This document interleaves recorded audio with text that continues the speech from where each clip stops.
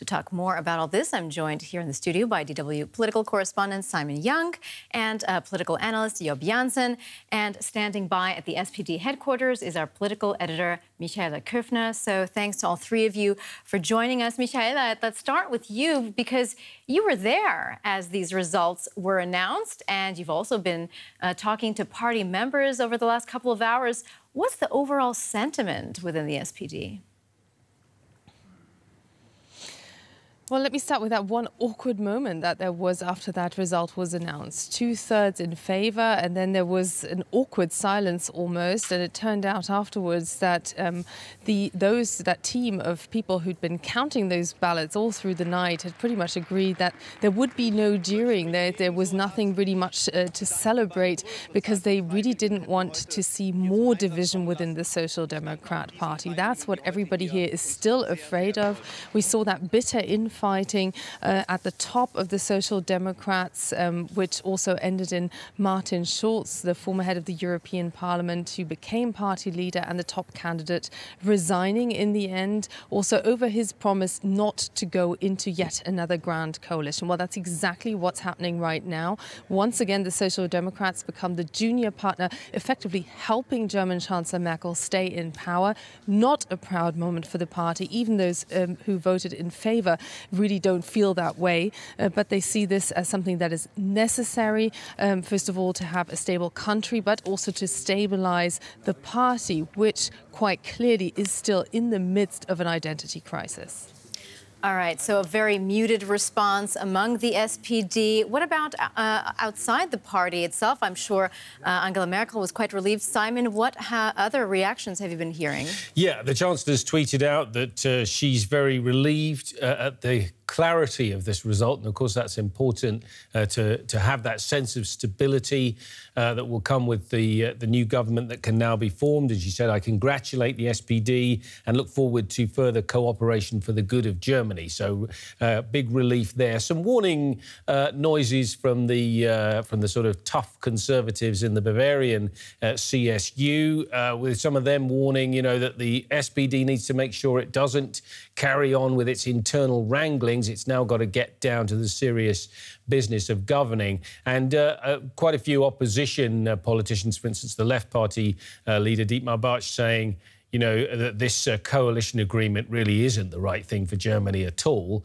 and, you know, doesn't address the burning social issues that there are there. So a range of opinion and already a sort of taste of the kind of tensions you're going to see in the months ahead. Well, what about outside of Germany, from a broader European perspective? Job, do Europeans feel that the German coalition is the best choice moving forward for Germany and for Europe? Yeah, I guess many pro-European countries sure think so. Not all of the countries. What we will definitely see also that this new government will be, you know, has two weakened parties, and it's we still have to see if Germany can maintain its role as you know, the leader or the driving force behind European integration. That will be very interesting to see, and especially in the relationship with France. And President Macron over there is making big steps, and he's very ambitious. And we will have to see if this relationship will change because of these weakened parties in government now. All right, well, Michaela, why don't you explain to us what the next steps are to actually get the new government in place finally? Well, basically, we will see a meeting between the leadership of the Social Democrats and German Chancellor Angela Merkel. That's been announced for this Wednesday.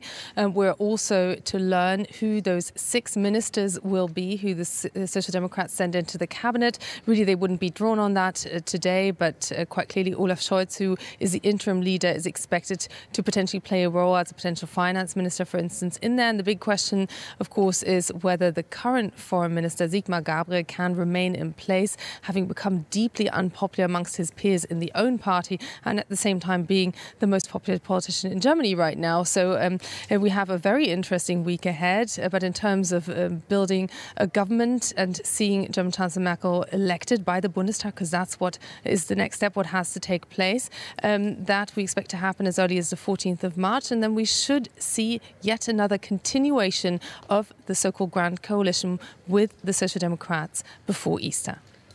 All right. So, Simon, a question to you. Now that it's confirmed the SPD will be joining the CDU and CSU in a coalition, it means the largest opposition party in parliament will be the far-right AfD. So what kind of an impact is that likely to have on German politics? Well, the AfD are a protest party. They're making a lot of noise already about the immigration issue and the concerns people have over that issue, which is one of the things, of course, they've been able to attack Angela Merkel on. So, we're going to see a robust parliamentary presentation from them, I think, going forward. We've already started to see that as the Bundestag has started working in recent weeks. And, that will be the question for this new Grand Coalition. Is it absolutely rock solid, supporting all of the government programme? You had one leading Social Democrat said the other day he was about as keen on Grand Coalitions as he was on athlete's foot. It's not a popular thing, even at the top levels of the party.